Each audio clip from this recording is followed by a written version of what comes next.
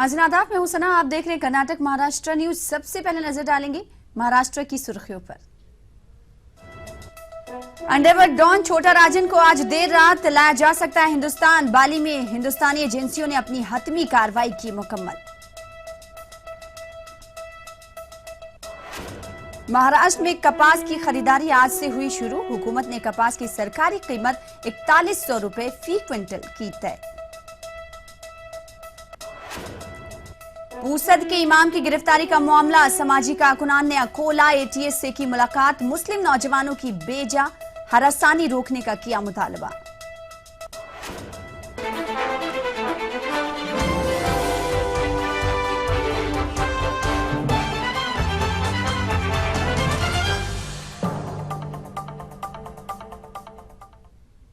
तो इंडोनेशिया के बाली में गिरफ्तार अंडरवर्ल्ड डॉन छोटा राजन को आज देर रात हिंदुस्तान लाया जा सकता है। वाज़ेह है कि इंडोनेशिया में आतिशफिशा यानी वैल्कनो फटने पड़ने से एयरपोर्ट बंद किए गए हैं, लेकिन अब मौसम साफ हो चुका है और राजन को हिंदुस्तान लाने की कार्रवाई आखिरी मरहले में है। जराये के मुताबिक हिंदुस्तानी एजेंसियां अपनी हतमी कार्रवाई पूरी करने में मसरूफ हैं। आपको बता दें कि मुंबई पुलिस कमिश्नर जावेद अहमद ने कहा है कि अगर राजन को मुंबई लाया जाता है तो सिक्योरिटी के लिहाज से मुंबई पुलिस पूरी तरह से तैयार है। जराये के मुताबिक राजन को आर्थर रोड जेल के अंडा सेल में रखा जा सकता है। वहीं इस बीच ऐसी खबरें भी हैं कि राजन को पहले सीबीआई के हवाले किया जाएगा।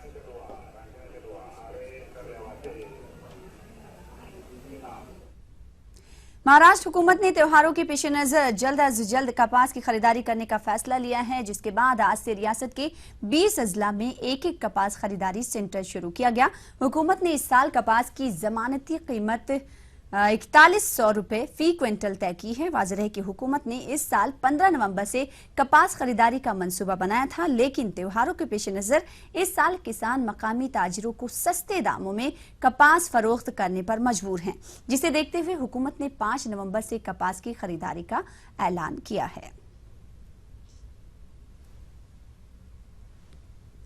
गुटखा और पान मसाला की तशहीर करने वाले अदाकारों की मुश्किलें बढ़ गई हैं। महकमे फूड एंड ड्रग्स ने बॉलीवुड अदाकार शाहरुख खान, अजय देवगन और गोविंदा समेत कई अदाकारों को नोटिस भेजा है।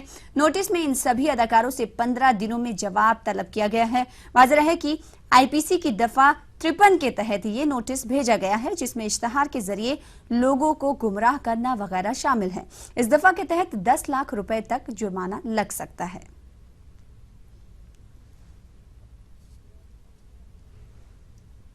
महाराष्ट्र के अकोला में साइंस का सफर अंधेरे से रोशनी की तरफ इस उन्वान के तहत एक प्रोग्राम का इनेकाद किया गया। प्रोग्राम में कसीर तादाद में तलबा तालिबात ने शिरकत की। इस मौके पर डॉक्यूमेंट्री फिल्म के जरिए मुस्लिम साइंसदानों की सवाने हयात और इजादात पर रोशनी डाली गई।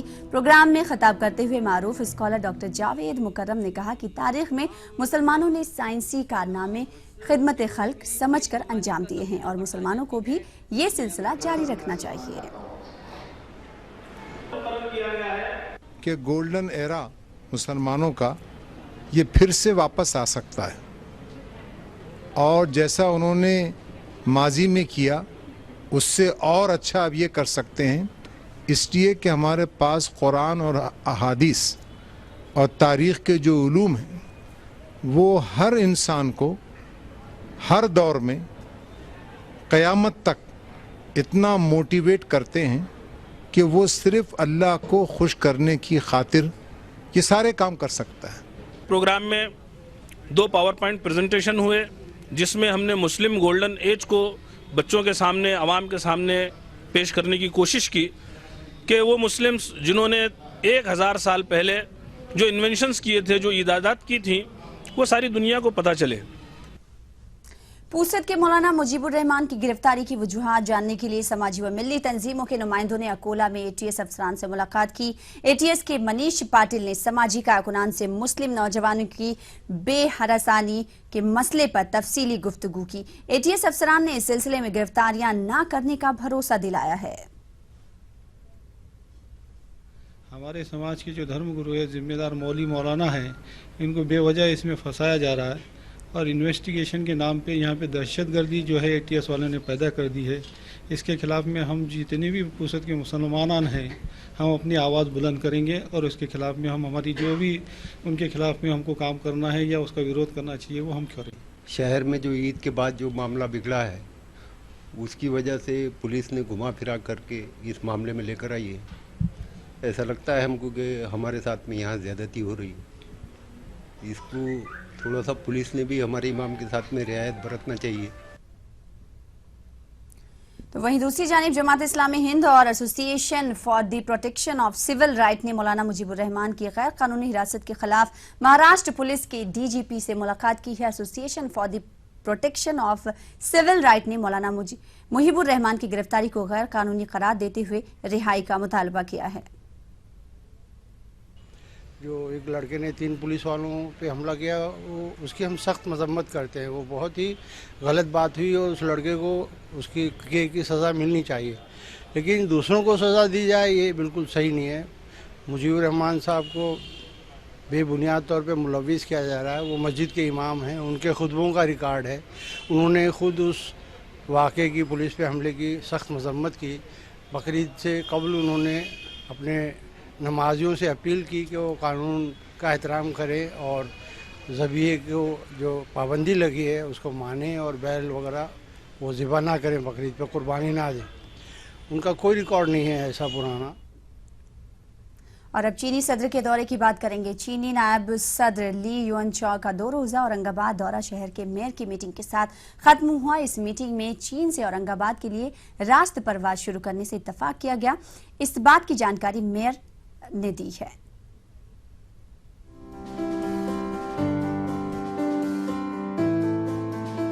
चीन के नायब सदर ली युएनचाओ ने औरंगाबाद का 2 रोजा दौरा किया। अपने 2 रोजा दौरे में चीनी नायब सदर ने गारहाय अजंता और शहर के तारीखी मकामात की सैर की। दौरे के दूसरे दिन चीन के नुमाइंदा वफ्द और औरंगाबाद के मेयर की क़यादत में होटल ड्रामा इंटरनेशनल में मीटिंग भी हुई। मीटिंग में चीन से रास्त औरंगाबाद फजाई खिदमात को यकीनी बनाने से इत्तेफाक किया गया। जैसा बात किए थे आज भी वो विषय पर चर्चा हुआ। हमने भी उनको रिक्वेस्ट किया है, जैसा चाइना से पर्यटक अपने शहर में आते हैं तो लैंग्वेज का उन्हें कोई तकलीफ ना हो, प्रॉब्लम ना हो, तो हमने एक सुझाव दिया है हमारे जैसा यूनिवर्सिटी के माध्यम से जैसा एक दोनों लैंग्वेज का एक सेंटर भी चालू करना चाहिए। शुरू हुए हैं। हम चाहते हैं कि जो मुंबई से जो प्लेन जाएगा तो हमारे शहर को कनेक्टिव हो। मीटिंग में कई मुद्दों पर इत्तेफाक किया गया, जिनमें टूरिज्म डेवलपमेंट, तालीमी, तहजीबी और सकाफती इश्तराक पर इत्तेफाक किया गया। औरंगाबाद के मेयर ने चीनी नायब सदर के दौरे को शहर की तरक्की के लिहाज से काफी अहम बताया। और इतने बढ़िया और अच्छे तरीके के केव्स यहाँ हैं। हम भी चाहते हैं कि हमारा और अपने शहर का एक अच्छा संबंध बना रहे। दोनों देशों के माध्यम से पर्यटन ज़्यादा से ज़्यादा दोनों भी देशों में आए, हम उनका स्वागत करते हैं। अपने दौरे के दौरान चीनी नायब सदर और उनकी अहलिया सिलवड़ तालुके के एक स्कूल टीचर माधव विशंभर सूर्यवंशी की रिहाइशगाह पर भी तशरीफ ले गए, जहां इस जोड़े ने सूर्यवंशी खानदान से मकामी रहन सहन, मामलात और तहजीब व तमद्दुन के ताल्लुक से जानकारी हासिल की। सूर्यवंशी खानदान ने चीनी नायब सदर की आमद पर मसरत का इजहार किया। ETV news Aurangabad.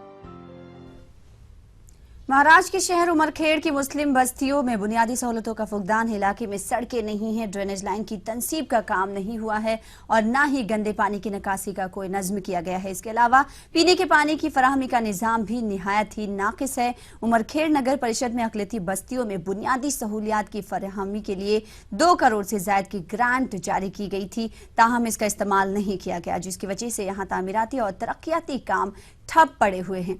अवामी नुमाइंदे लोगों के मसाइल को हल करने में दिलचस्पी नहीं ले रहे हैं, जिसकी वजह से लोगों में बरहमी पाई जा रही है। जैसा कि अल्पसंख्यक की नगर पालिका में पैसे भी आए हुए हैं और हमारे वार्ड का कोई विकास हुआ नहीं। रोड के वादे भी करे, इसके पहले हमने निवेदन भी दिए और यहाँ से बहुत सारे लोग जाके 150 लोग जाके नगर पालिका में जब सीओ को भी बताए 12 से अर्ज दिए वाली नगर पालिका में उस नाली और रोड के लिए और पूरा उकंडे कचरे वो निकालने के लिए अभी तक उसके ऊपर कोई कार्रवाई नहीं किए गए। तो वो बोलते हैं कि तुम्हारा ये वार्ड में नहीं आता है, वो मेंबर के पास मिलो, ये मेंबर के पास मिलो। नांदेड़ के सरकारी अस्पताल की मुंतकली ने नांदेड़ के मरीजों को परेशानी में डाल दिया है। अस्पताल शहर से दूर होने की वजह से मरीजों को फौरी इब्तदाई इलाज नहीं मिल पा रहा है। इसलिए movement for piece and justice ने हैदरबाग पानी की टंकी इलाके में वाक़े अस्पताल को कारगर बनाने का मुतालबा किया है। 2008 में जो देगलू नाका एरिया के अंदर हैदरबाग पानी की टाकी के पास एक इमारत बनाई गई थी, जिसका मकसद ये था कि उस एरिया के लिए एक आईपीडी खोली जाए, जिसमें तकरीबन 150 से 200 बेड थे और सारी मशीनरी वगैरह फिट की गई थी। लेकिन अफसोस की बात यह है कि वो आज तक शुरू नहीं हो सकी है। हम कमिश्नर साहब से मुलाकात किए, उन्होंने बताया कि ये दवाखाना हमने स्टेट गवर्नमेंट को दे दिया है। हम स्टेट गवर्नमेंट से डिमांड करने वाले हैं कि जिला रुग्णालय अब जहाँ पर स्थलांतर हो चुका है और विष्णुपुरी जा चुका है, तो 1 लाख की आबादी को यहाँ पर करीब में कोई दवाखाना नहीं है। अगर मामूली सी अगर कोई बीमारी हो जाए तो शरीक करने के लिए कोई सुविधा नहीं है। जहां मराठवाड़ा को पानी दिए जाने पर नासिक और अहमदनगर के किसान और सियासी जमातें मुखालिफत करती हुई नजर आ रही हैं, वहीं अब मराठवाड़ा में पानी की फराहमी को मतवाजी रखने का मुतालबा भी जोर पकड़ रहा है। इस सिलसिले में मराठवाड़ा जनता विकास परिषद ने एहतजाजी धरना दिया। परिषद का मानना है कि मराठवाड़ा के तमाम अजला खुश्क साली का शिकार हैं। ऐसे में एक डैम में पानी की मकदार ज्यादा और दूसरे में कम नहीं रखी जानी चाहिए। उन्होंने जायकावाड़ी डैम के पानी को पूरे मराठवाड़ा में बराबर तकसीम करने की मांग की।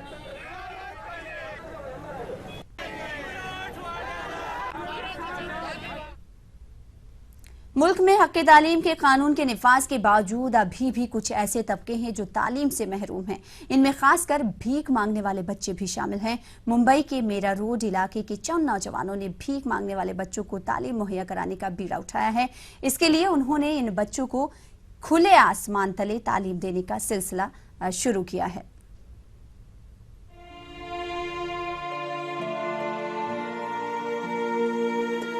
ये है भीख मांगने वाले बच्चों की ओपन स्कूल। इस स्कूल में पढ़ने वाले बच्चे पहले मीरा रोड पर भीख मांगा करते थे, लेकिन अब तालीम की तरफ ध्यान देने लगे हैं। इन बच्चों की जिंदगी में ये तब्दीली उस वक्त आई जब मुंबई के कुछ नौजवानों ने भीख मांगने वाले बच्चों के लिए तालीम का इंतजाम करने का बेड़ा उठाया। इन नौजवानों का मानना है कि इस दौर में हर किसी को तालीम का मौका मिलना चाहिए और अगर भीख मांगने वाले बच्चों की सही तौर से रहनुमाई की गई तो ये भी तालीमी मैदान में नुमाया मकाम हासिल कर सकते हैं।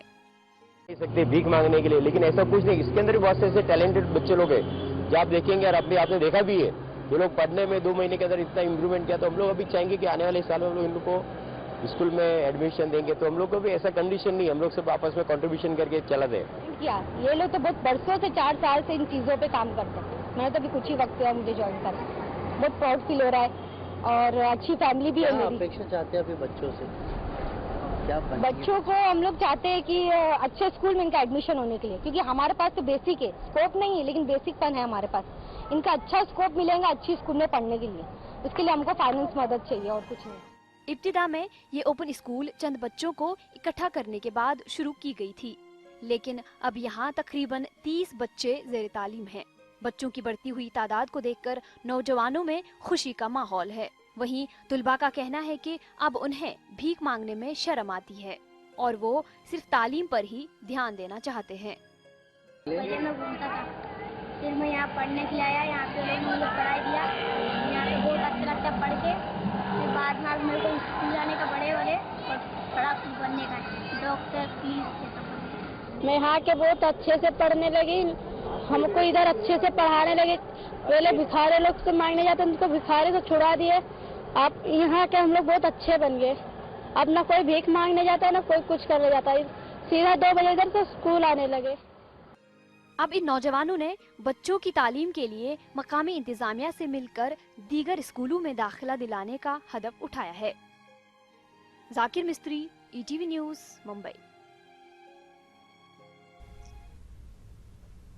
तो यहाँ पर रुकेंगे छोटे से ब्रेक के लिए। ब्रेक के बाद रुख करेंगे कर्नाटक की सुर्खियों का।